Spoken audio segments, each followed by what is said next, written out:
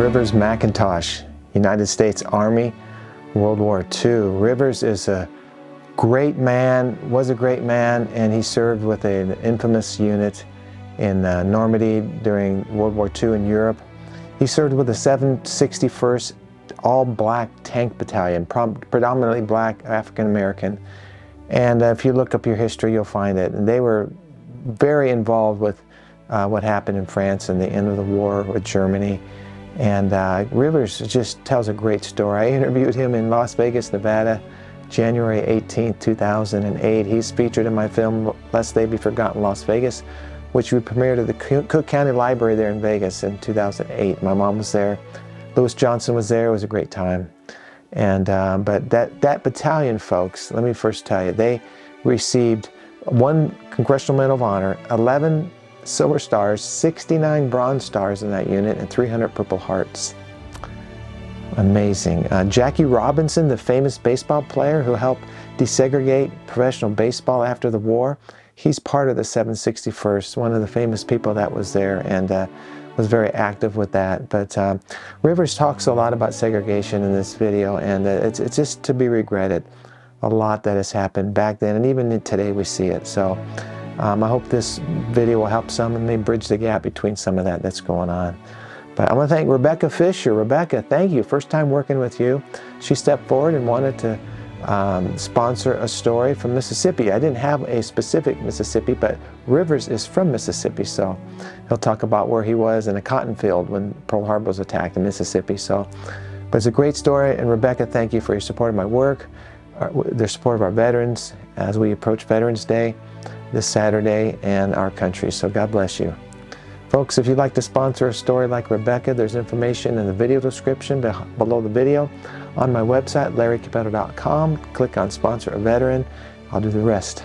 I redesigned my page. You'll see new veterans there. I'll be adding more veterans in the coming weeks and months, and I'm excited, folks. If you'd like to donate to my work, some of you want to donate versus sponsoring, there's information in the comments section of this video. Folks, let's just pay it forward, okay?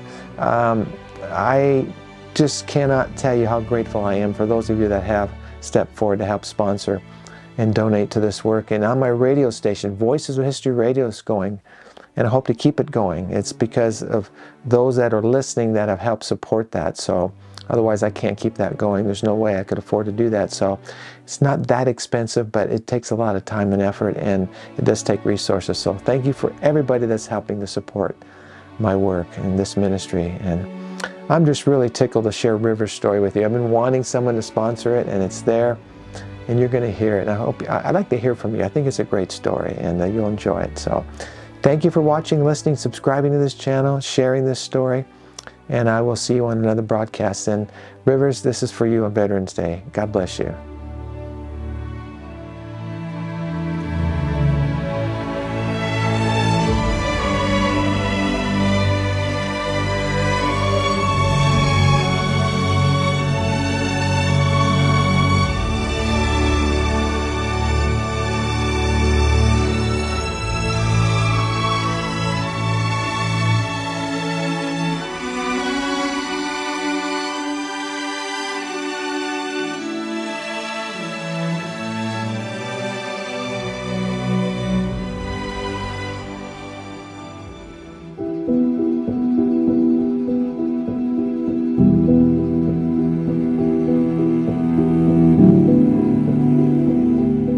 Tell me what you remember about Pearl Harbor bombing. Where were you when you heard the news, and what did you think about it?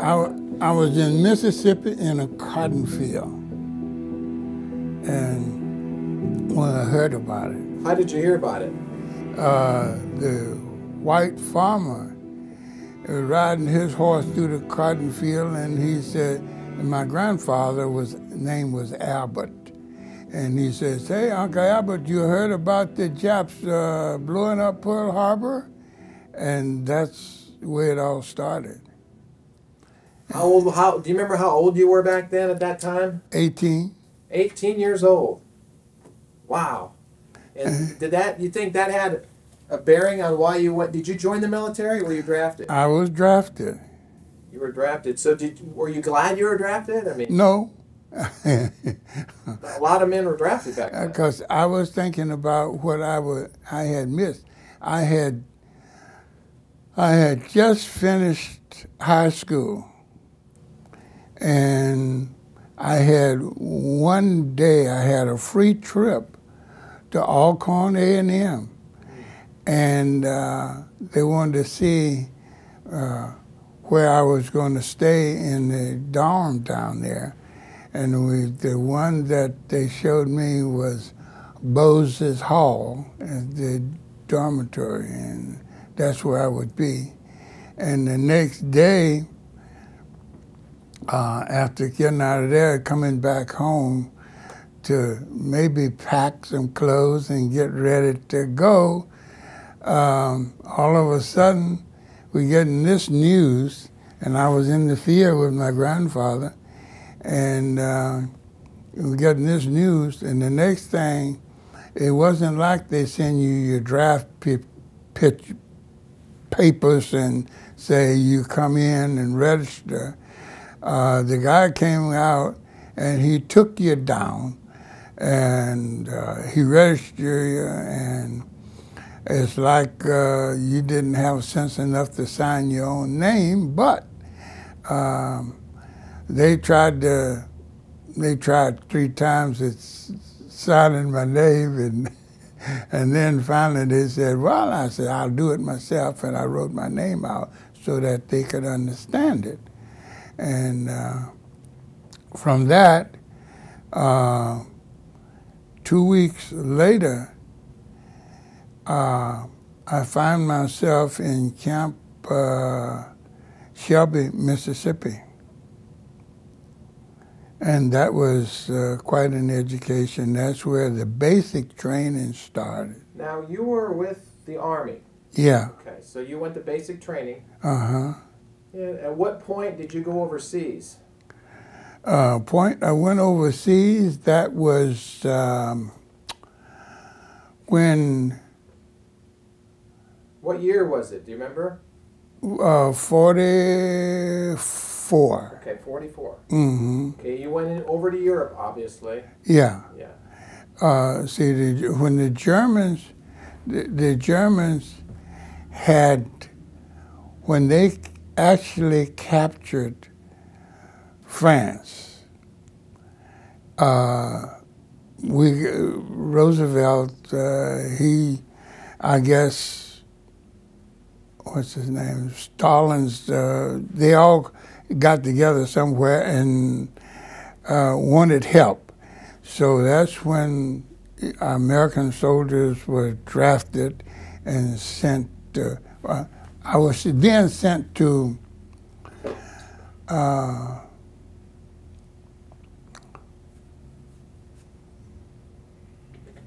Illinois, to the training camp there.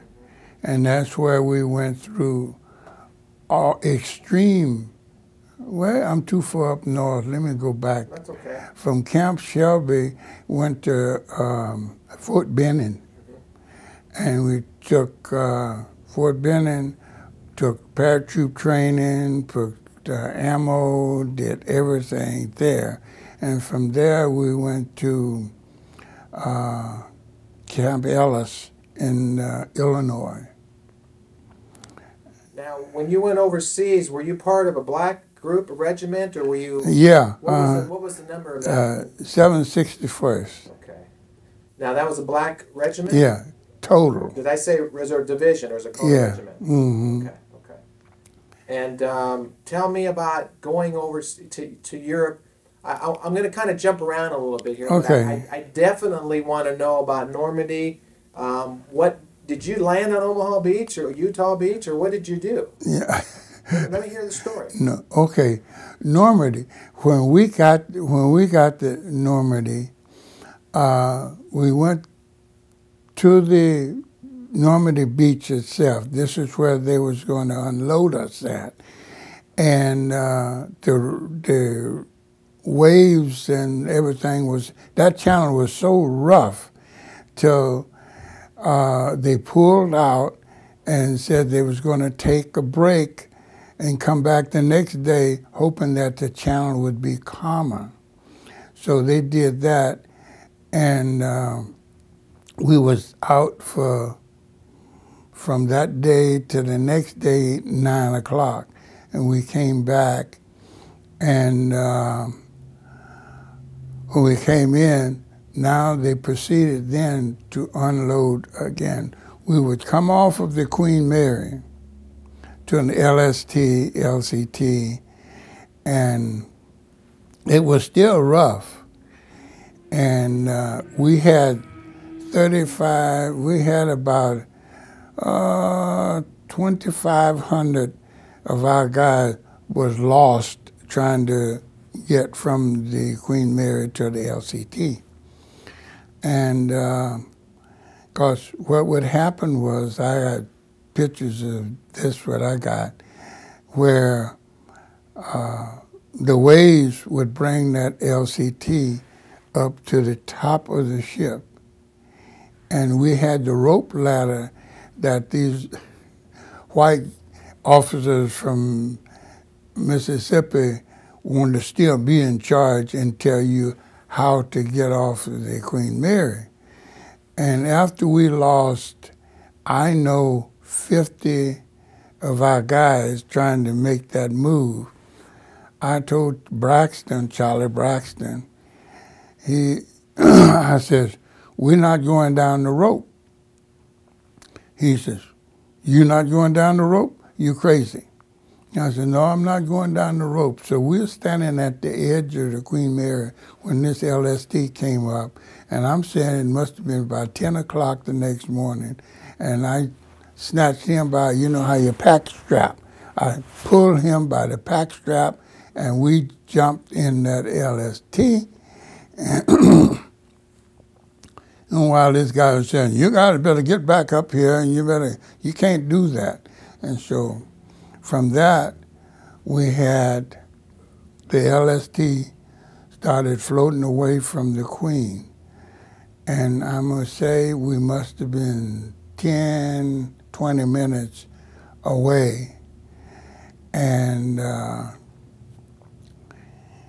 we hit a hidden mine. And when they hit that mine, it went off, and the German was on the hill over there, like, see, all of the, like, Normandy, the gold, all of those little islands and streaks was all right there together. And so the Germans had been there for 4 years, and they were very implanted, and they started firing in there, and they blew the side of that LST whole complete off. I'm on this side over here, and I could see where things was coming apart, and I looked for Charlie, couldn't find him, and all of a sudden I had another explosion, and that's when I started noticing that my legs wasn't working anymore. And of course in the water, I didn't see what had really happened.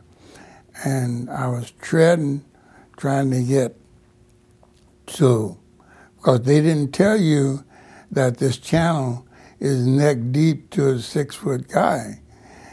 And I was trying to make it to the landing over there where we were supposed to land. And by that time, the British, they had came in on parachutes, and the German was dropping them down like just like popcorn, and these guys was out there, and they were screaming for help. And so I go back and try to get what the people, the soldiers that I could help, I went back to try to get them. And so then all of a sudden, I guess I lost a lot of blood, but I kind of run out of, I used to say I run out of gas or run out of something, but anyway, I say the war correspondent was John Evans, I think he was.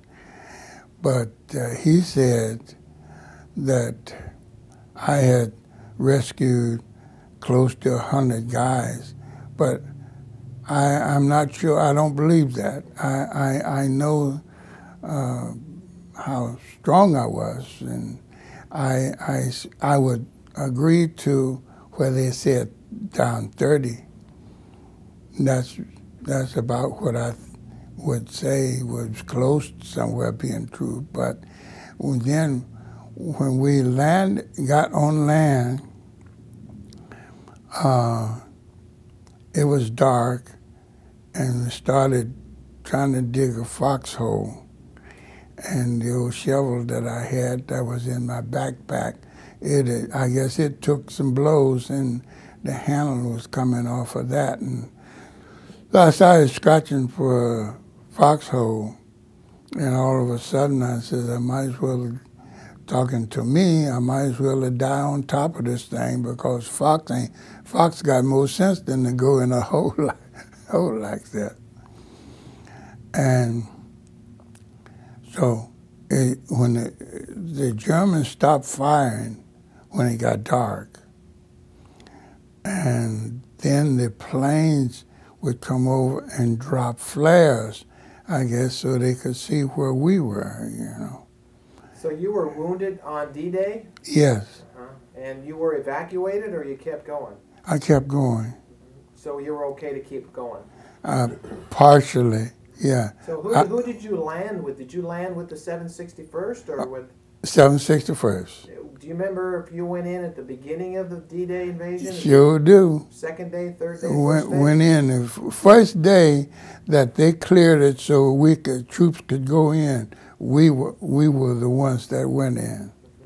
And the Germans were shooting at you? Uh-huh. What kind of weapon did you carry? I carried M1 and grenades and a rocket launcher like you stick on the end of your M1, and you can make a grenade out of that and shoot that. Rivers, tell me what you remember about the beaches and what you saw when you landed. I mean, kind of slow it down a little more. Tell me about the explosions or the destruction or the casualties. What do you remember about that landing again? You told me some things, but I mean, was it chaotic? Was it a chaotic scene? I mean, yeah, it was very, because see, Germans had 4 years of putting in hidden mines and bunkers and everything. They had the whole thing stretched out there. Looked like they were just waiting for us. And when we got off the LCT, it was practically gone itself, and it was sinking. And so that left us where we had to tread by for our own power to try to get to shore, to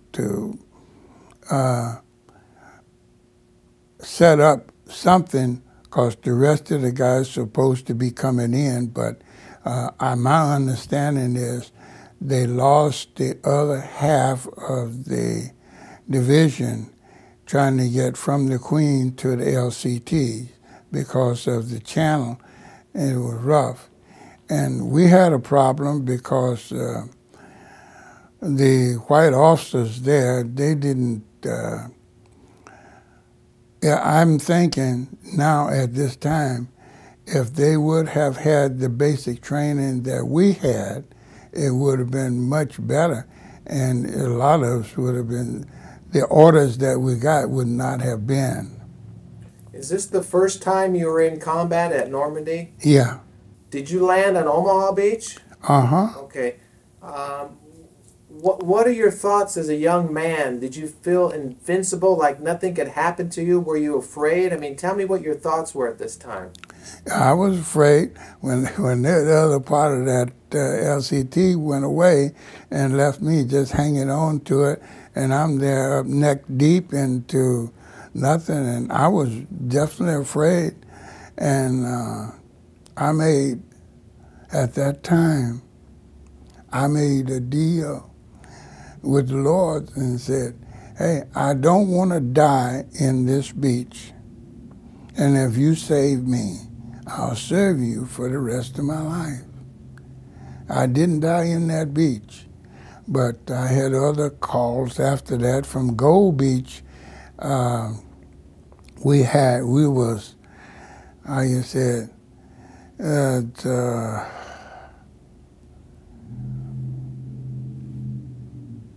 we were surrounded and couldn't move because that we had people talk about Patton, but Patton was hard-headed, strong-hearted, and there's Eisenhower, and there was Montgomery, and all of these guys, and they were just standing around shooting the bull, you know, and hey, where do we go from here? So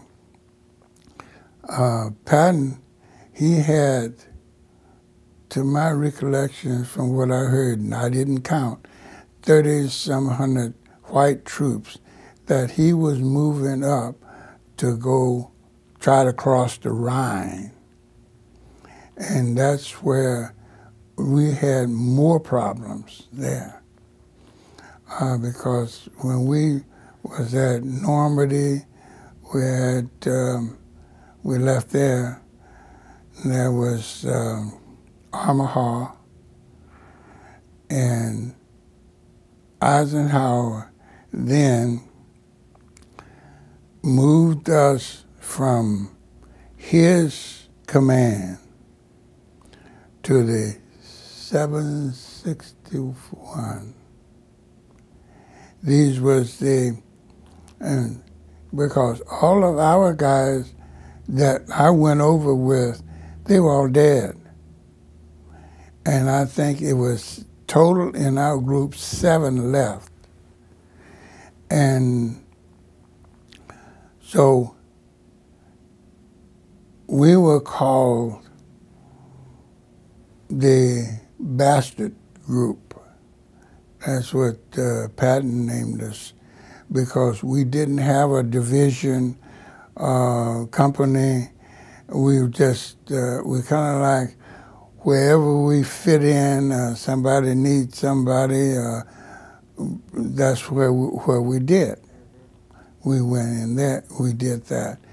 And when Patton lost his main group up at the Rhine, he called Eisenhower and told Eisenhower, those well-trained niggers you got back there, send them up here because I can use them at the Rhine. So Eisenhower, he moved us from Dirkhardt, Germany, up to the Rhine for Patton. And we started, Patton didn't have no ammunition, no fuel for the tanks, no nothing. And he says, hey, you guys, what was the words, the exact words he used? He wanted to know, can you drive a tank? And we had every kind of basic training that was in the military. So a tank is like a truck. So as we started to move the tank, Patton got on top of the tank and says, well, you know what? Your people back home expect for you guys to do a good showing and represent them because you're the black troops out here, and they expect for you to make a good account of yourself. And we did what we were supposed to do. We needed fuel to run the tanks. And we had, while we were fueling, and we went to trying to think of the place in France where they had the fueling. we went there and we got some fuel. Antwerp? Yeah. Antwerp? Or Yeah. Antwerp or something like that? Yeah. Were you in the Battle of the Bulge? Yeah. What were you doing? You foot soldier or what? We were a foot soldier, and we did some, it's like quartermaster, you know, we did some of everything, and they, that's where, in my recollection, that's where the name Red Balls started, when we would get all of this equipment and fuel and stuff up to the Rhine where Patton was. And we were the ones that got it up there. We was the ones that was left, and we got it up there. And you want to know if I was ever scared? Yep. It was kind of one of those smoky evenings that I can recall. We came around one of those hedgerows, and there was this tank, German tank, and looking right at us, and I'm looking at it. And I'm thinking, well, this is it. And we sat there in the truck for a minute, and then I bailed out of the truck, and the tank, no firepower from the tank. And after, I'm gonna say, close to 20 minutes, I moved around to the side, the turret didn't move, and so I moved around, and then all of a sudden I seen the track blown off. And so I felt better then. But the old heart was still going thump, thump, bump. And I looked around, and my buddy that was in the truck with me, he was gone. And he left. And I didn't see him till about an hour or two later. Now, at the Battle of the Bulge, do you remember being there? Did you fight in Belgium? Did you fight in the hedgerows? I mean, tell me about some of the combat you experienced. Did you get close to the enemy? Did you ever have to shoot at the enemy? I mean, give me just a story or two. Yeah, we were close to the enemy, and see, the Germans, they moved in, and all of a sudden, after the little rifle fire and stuff that we went through, we were, I would say, we were captured. And we were held by the Germans for about 6 to 14 days, somewhere but 6 to 14 days. Hey, tell me, Rivers, again, where were you, what were you doing? And you're saying the Germans came and captured you. Uh-huh. So you surrendered or what? When the Germans came up and we had nothing else to fight with, so we didn't fight, resist. And we only had one guy in our group that could understand in German, and he was saying, "We're being captured, guys, and we got to go with the Germans." So we went with them, no problem. And after, I'm thinking about 14 days, Germans didn't want us anymore. And the fact of business, they didn't. The Germans called us Indians, and so did the British. And I asked my partner, I says, "What happened to black and nigger?" I said, we're in a different field now. So we were in that, and that's when we were taken over to along with the white troops that the Germans had captured, we were taken over to the prison death camp. But they kept the white guys and they let us go. And Frank says, they don't want us. We can go. And so I said, where do we go now? He said, so we started, we looked at a map, and we said, well, we can go to Tec5, Germany. And that don't sound right to me. Why go further into the country? And so I said, well, let's go try finding France. And so we went to Dijon, France. We made it that far. Did you see any of the prisoners at the death camps? Did you get that close to where you could see? Mm-hmm. Tell me what you remember seeing there. Well, what I remember seeing there, and what really touched me a lot, I didn't want to come up that way. These guys looked like they haven't been fed. They all were skinny, really abused, and I didn't know if my time was coming next. And the Germans just was really horrible to them. And they lined them up out front. And I didn't see them shoot any of those guys. But I always thought that they could do it at any time because they had them over here, and we were in what we call a tent, we call a tent camp, where we stayed over here on this side, and we were separated from the death camp guys.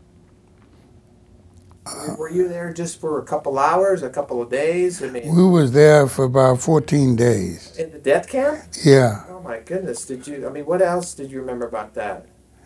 I remember that the food was horrible, and we just sleeping is I learned that from my regular camp when we had some rain, and you pup tent, and I could look inside of that pup tent, and there was this big drop of water, and the guy used to say, "Don't touch, don't touch," because if you touch, it started really to leak, and so. But that bubble would just hang there, and then look at that until you doze off or something and hope that everything was okay. But we was called, Sergeant Henry, he was one of the last of the good guys in the group of 7 of us. He told us, a little white second lieutenant, that I can get you across the Rhine.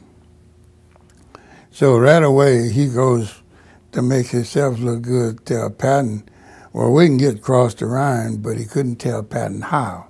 So Patton was really, he's boisterous and upset, and he didn't hold anything back.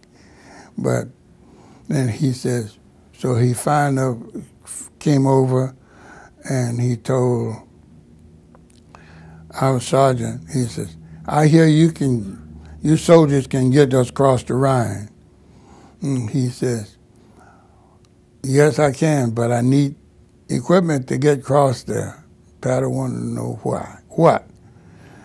And we made like the Laris that when they would move one soldier from one ship, if they're close enough, if there's transferring, we used to do that same, we did that same thing. On our M1s, we tie a rope to it, to the rocket part, and shoot it on the other side. And on the other side, then they would tie the rope to the pontoons. And we worked the pontoons because the Rhine, it was not extremely deep, but it was extremely fast. And we lined the pontoons up, put them across like this, and threw ropes across them as we put them together. And then we drove one tank across. And that's how we started getting the rest of the tanks across. I want to back up just a bit now. You were at Normandy, you went in through France into the fall, into the winter of 44, at the Battle of the Bulge. Are you fighting this whole time? Are you... How close do you get to the Germans, or is it just off in the distance? No, we got very close.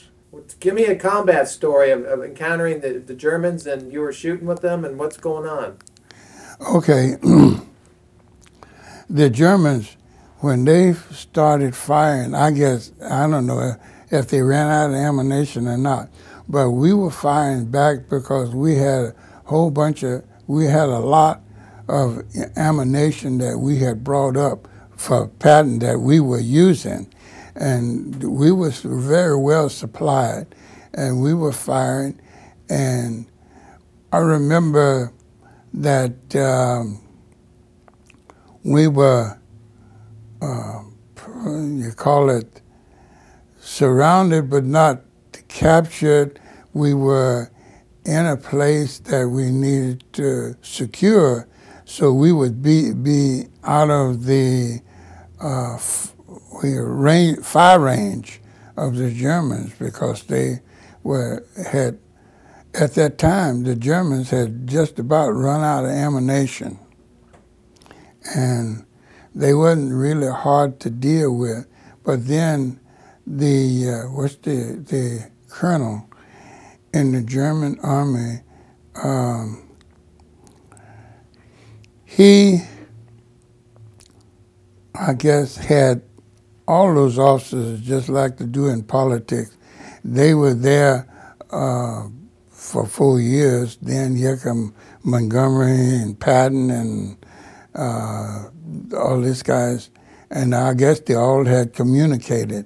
But these officers, German officers, he communicated with us the best we could understand what he was saying. And his group, his team, they all surrounded us, and we didn't have any fighting power at that time. So Hitler himself, that's the first time I seen a German to know within my own heart, that's Adolf Hitler, you know, and seen him. But he took this general, and they moved him out, because that's the one that Adolf forced him to commit suicide. And because he had, so I was told that Hitler had said that he had collaborated with we black troops and we Indian troops. And I guess he was angry with that, because this guy's general's son, this is the story that I got. I can't witness that because I wasn't there at that particular time. But he was, his dad told him that he wanted him to look out, take care of his mother and everything, because he would only be living maybe 2 days, because Adolf had pointed finger at him as being collaborating against him. So from that, we were moved. Eisenhower brought us down to, can't think of the name of the place right now, but they brought us down to do the red ball stuff, deliver the, what is that, food, ammo, and everything to the division that he had.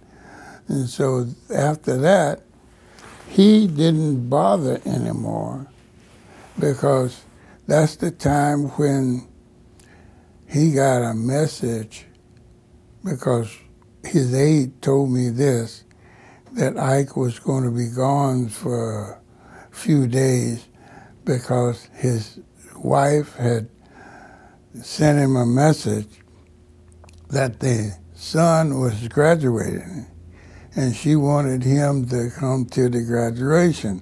So Ike, we didn't have him for a while. He went back to the States or wherever, I think. I think Texas was where I guess he went to, because I know where he spent some time, a while, in Texas. It's been a lot of years since the war. Does it seem like yesterday sometimes, or just like 60 years ago? Are the memories still fresh in your mind? Sometimes they get heavier than other times. And you lost friends and that were wounded and killed during this time? Mm-hmm. Were you ever able to help any of them when they were wounded, or? About 5 of them. And I would say the 6 that I did a lot of first aid. I did a lot of... So you saw your friends get wounded then? Yeah. And you went up to them right away? The medics weren't there, or what? A lot of times we didn't have any medics. We had that first aid kit and our pain relief tablets that we take, and it was, I felt that we were just left out there by ourselves, or just for us to, because we didn't have any medic, and we didn't see a hospital, because when this leg here is still bigger than the other one, but when it was really shoved all the way over, and I could see, couldn't walk on it, I'll put it that way, couldn't walk on it. So they had one medic came over, and he looked and looked, and he says, and he bandaged it from down there all the way up. And he said, you're going to have a hard time moving. And he said, just keep it dry. And then when we were moved from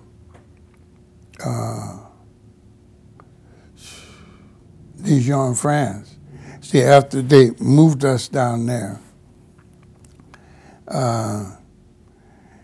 okay, that was, I can't think of the name of the ship now, because we went over on the Queen, and this new ship we came back on,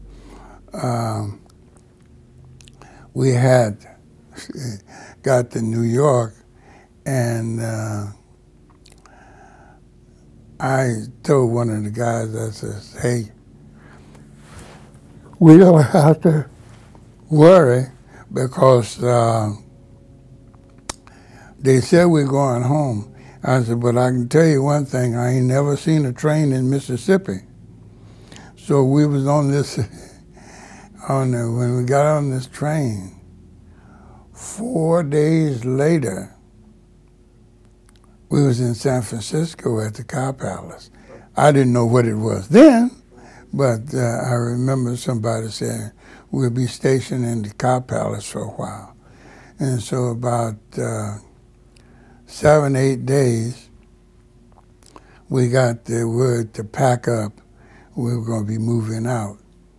So the ship that we moved out on was the SS Indianapolis, yeah. And 3-4 days out, they came, announcement came over, says we were going to be crossing the international date line. And I'm saying, and I'm learning, what's the international date line? I didn't know what no international date line was. So I asked one of the soldiers, sailors, and he said, well, this is what it is today, it'll be there tomorrow. I said, okay, okay. And 3 days more, we were supposed to have been going to Inglewood.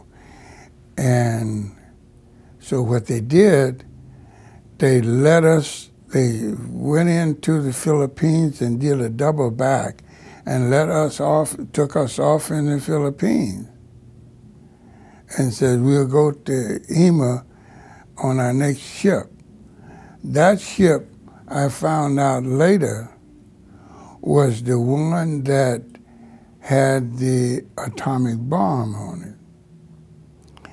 And they lost 90% of the guys that were still on the ship, including the sailors and the others that was on there. And that's the one that I found out later, I wasn't on it at that time, that had the atomic bomb.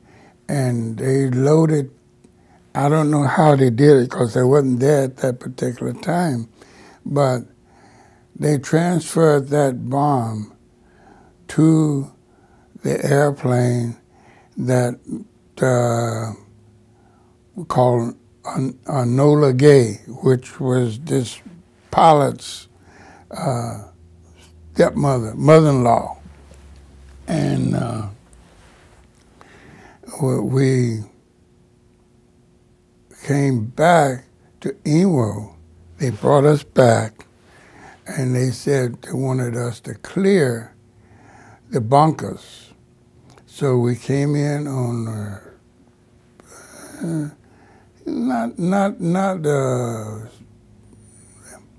on a kind of like a LST, but it was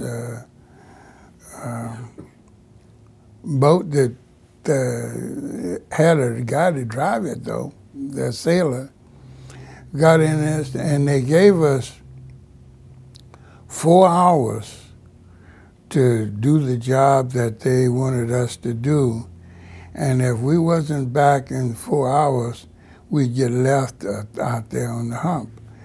So, okay, so we went in and we blew up everything. We used hand grenades, fire, everything we could fire with and cleared it out. And when time come, we went back to the beach, got on this boat, and it floated out to a ship. And we loaded on that and went to Manila again. Well, Iwo Jima, you just went in for that short time and went out? Yeah. Wow. Did you see any Japanese? We didn't see a one, but I tell you what, they must have been buried so deep, because after we left, I found out later that when the Marines went in, the Japs was there and they killed almost every Marine that hit the beach. That's amazing to hear these stories. I'm going to get off of combat for a second and ask you a question. What does the American flag mean and represent to you as a veteran?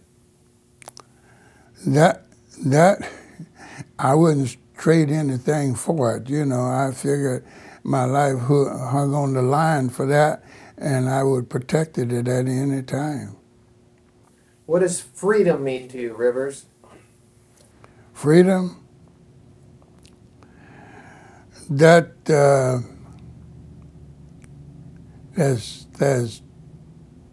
two ways I can put it. One way is that freedom is where you had the opportunity, have the opportunity that every human, no matter whether white, black, blue, or green, have the opportunity to all live in the same way, same environment, same everything. That's my feeling about it, you know. And you saw men wounded and killed in battle. Yes. What would you tell a young person today about the price for freedom or the cost for our freedoms? The cost for our freedom it runs very high because and there is no dollars and cents you can put on your freedom. This is something that is priceless, and it's something that you work for and you appreciate it, and it's not something that's a gift. Because I haven't found any time where somebody come up and say, well, this is good for good old Mac, and you got this without working for it. It's just like people use things, well, this thing is free, this is free. I haven't found anything free yet in my lifetime. Somewhere you're going to pay a price. Are you proud that you're a World War II veteran? I'm proud that it's all over with. I mean, would you do it again if you had to go back and do it all again? For the reason that I went that time, yes. Because, you see, we were attacked. The United States was attacked.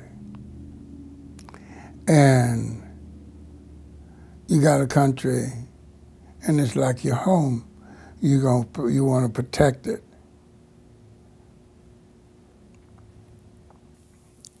That's right. Very well said. Yes. There's so many other questions I could ask you, but being a black American and fighting in World War II, we don't see many stories like that.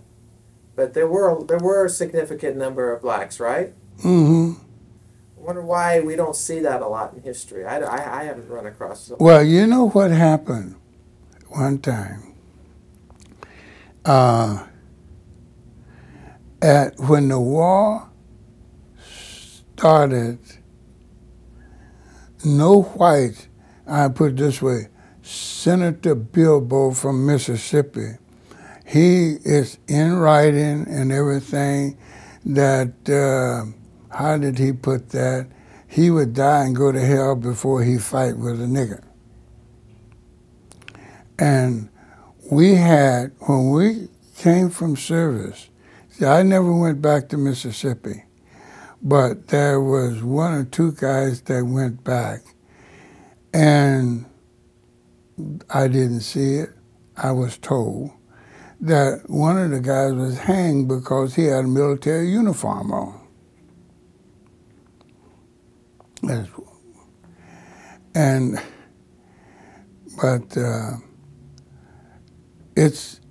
didn't want to, the whole system did not want blacks, or the whites didn't want to work soldier with blacks in the military.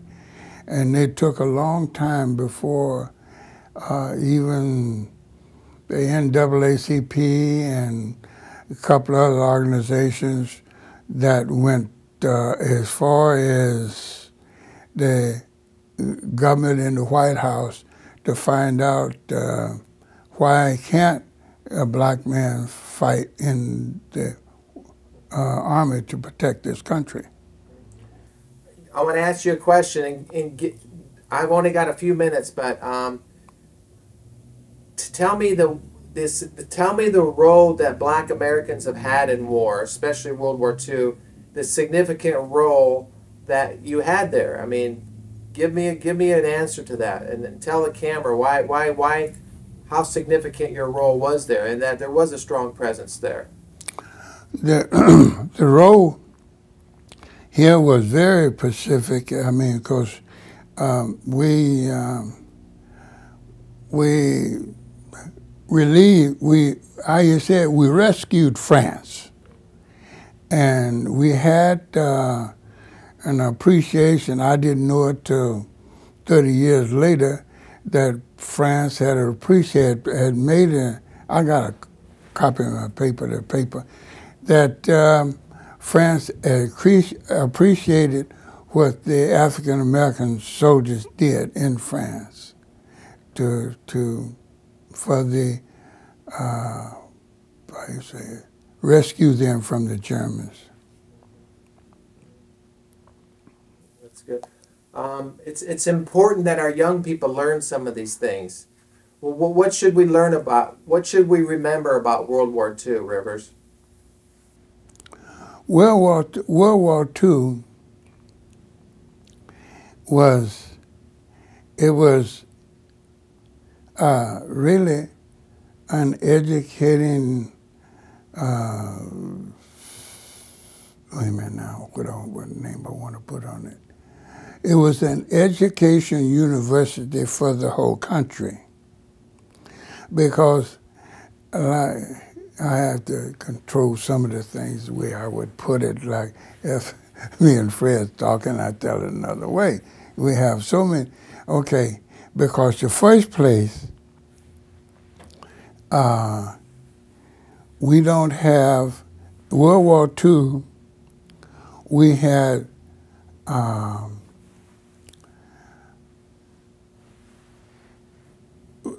how you said, plants where we could build our machinery people was building our machinery that we used for us, you know, in the war. Tanks and jeeps and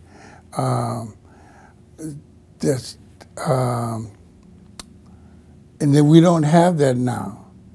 And everybody felt like they were a part of the war. We didn't have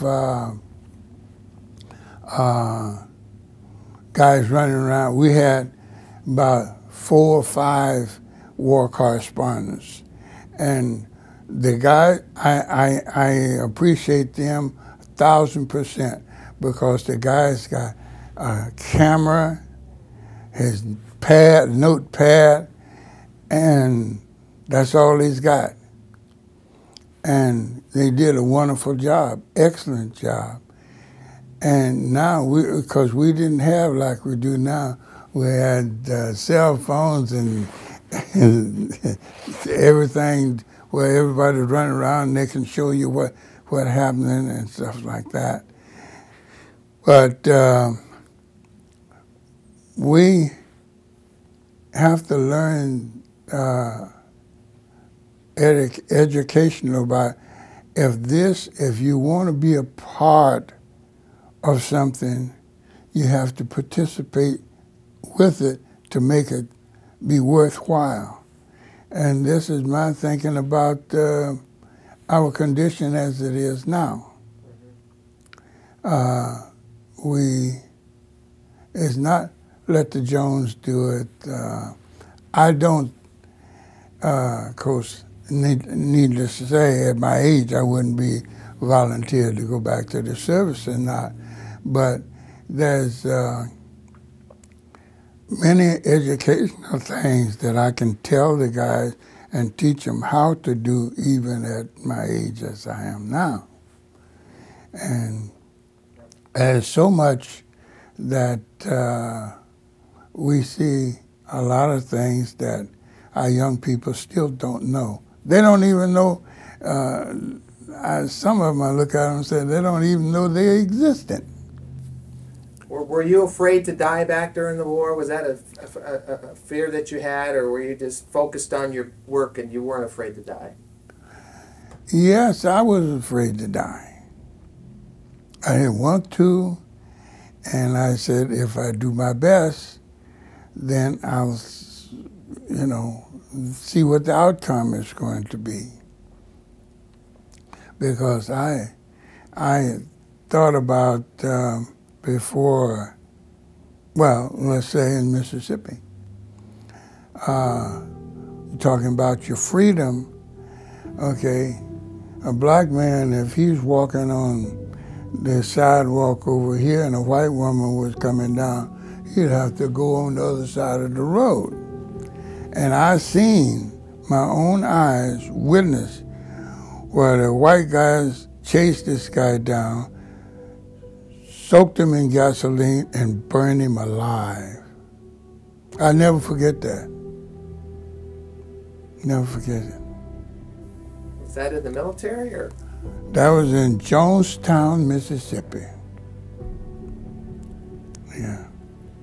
I'm out of tape, but I want you to do one more thing before this stops. At the end of my interviews, I always ask the veteran to give me a salute into the camera. Okay. So from where you're seated, when I tell you, I want you to look into the camera and give me a salute, okay? Okay. Okay. Okay, right into the camera, Rivers. Go ahead. Give me a salute.